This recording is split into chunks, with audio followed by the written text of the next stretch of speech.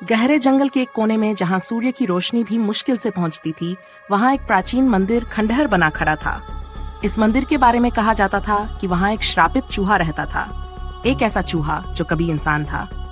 गांव की एक युवती वैदेही गर्भवती थी।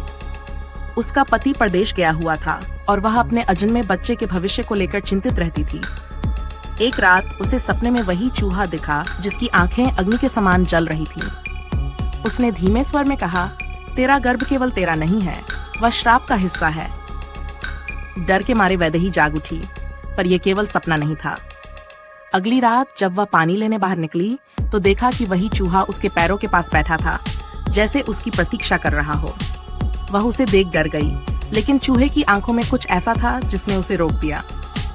कुछ ही दिनों बाद वैदेही के साथ अजीब घटनाएं होने लगीं। उसके गर्भ में पल रहा बच्चा असामान्य रूप से तेजी से विकसित होने लगा।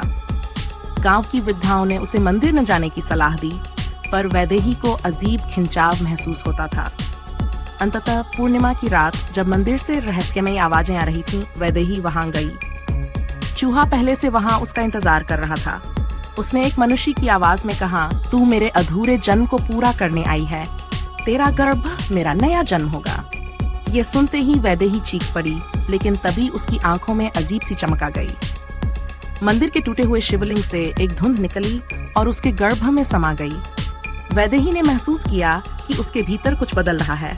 9 महीने बाद उसने एक स्वस्थ लेकिन असामान्य बच्चे को जन्म दिया, जिसकी आंखें ठीक उसी चूहे जैसी जल रही थीं। गांव वालों ने इसे शाप समझा, पर वैदेही जान चुकी थी कि यह कोई साधारण संतान नहीं, यह पुनर्जन्म था, एक श्राप से मुक्ति या शायद एक नए श्राप की शुरुआत।